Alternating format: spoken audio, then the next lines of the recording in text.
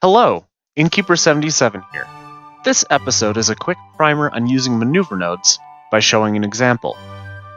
In order to get anywhere outside of Kerbal orbit, maneuver nodes are extremely useful, if not a requirement. If you are playing in career mode, you gain access to maneuver nodes only after upgrading both the mission control and the tracking station to level 2. So, what I have done here is I have started a sandbox mode in completely stock KSP. I am putting one of the stock ships, the PT Series Munsplorer, into orbit, where I will then show you how to use a maneuver node to get first to the moon, and then to circularize around it. All a maneuver node is a route planner. Because we are in orbit, it is somewhat different than a route planner on Earth.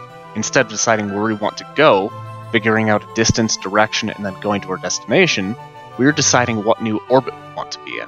To do that, we will plan out how much and in what direction we need to change our velocity. Once we have made a maneuver node, we can see both our current orbit and our planned new orbit. Now that we are in a stable orbit, I will go into map mode. Here, I can just click anywhere on my craft's orbit and add a maneuver node. At this point, it doesn't matter where on the orbit I place it, because it can be moved. To demonstrate, I have jumped over into a different sample craft in low Kerbal orbit. Now, we need to use this maneuver node to plan our new orbit, whatever we want it to be. After making a node, you can see 6 symbols around it corresponding to the standard navball markers. The longer you click and drag each symbol out, the more thrust you have planned out along that vector. You can combine multiple vectors into one single maneuver node. The next way to control the node is the circle in the center of the markers. You can click and drag this to move the node to any point in your current orbit. Lastly, right-click on the node to switch to the alternative set of buttons. There are only 3: Next Orbit, Previous Orbit, and Delete. This way you can set up a node that will happen a set number of orbits in the future, or of course delete the node. Note as I step forward in orbits, the time to the node at the bottom right of the navball increases, but if I manually spin the node around on the orbit, it only changes the time during the selected orbit. To return to vector control, just right-click on the node again. To demonstrate how to then use the planned node, I've returned to the Mun transfer example. I simply made a node having enough prograde delta V that I went out past the Mun's orbit, and then I moved the node around on my orbit until I saw it crossing into the sphere of influence of the Mun. See the purple icons out of my planned orbit to see where the Mun will be when I reach that point in orbit. It also shows what my Mun periaps will be. There is no apoapse, because without additional corrections later, I will simply fly past the moon, then come back towards Kerbal. As you can see, the Mun's influence would drastically change my inclination when I returned. The reason that simply burning prograde got me to the right location was that I was already in an equatorial orbit, and the Mun has a 0-degree inclination. Other planets and moons often will have different inclinations, so you have to either plan on launch or make a change in orbit.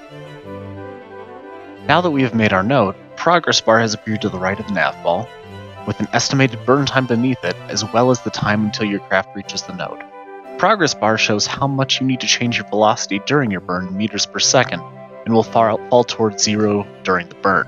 Also, a new blue marker has appeared on the navball. This is the direction you need to make your burn towards. In this particular case, it will line up exactly with prograde at the time of the maneuver node, since that is the only change we set up. If you set up multiple vectors, your maneuver direction will not line up with any of the markers. Hopefully, since we have a fully leveled up pilot, we can use SAS to have us point in the exact direction of the maneuver node for a more accurate burn. Time warp until we are close to our planned node. While it may seem logical, we cannot just wait until T-0 seconds and fire the engines.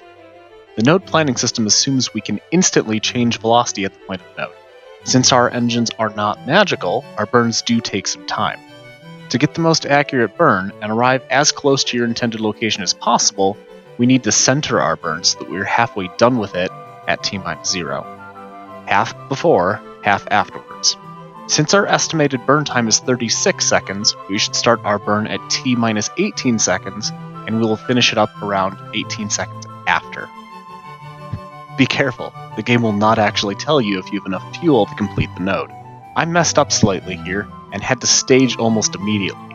The next stage was a much lower thrust engine, so most of my burn had to happen after T-0, so my burn was late.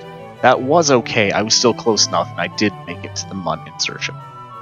So, at the appropriate time, fire the engines. It is a good idea to throttle back near the end of the burn so you can be more precise. You can see as my actual orbit gets closer and closer to the Mun, and then encounters it. After that, I'll shut down the engines, delete my old maneuver node, and set up a new one for the circularization burn by burning retrograde at the Mun's periapse. This way I'll end up in lunar orbit. This is done exactly the same way as the previous node. Thanks for watching. Comment on the video if there are any other topics you'd like me to make a similar video on.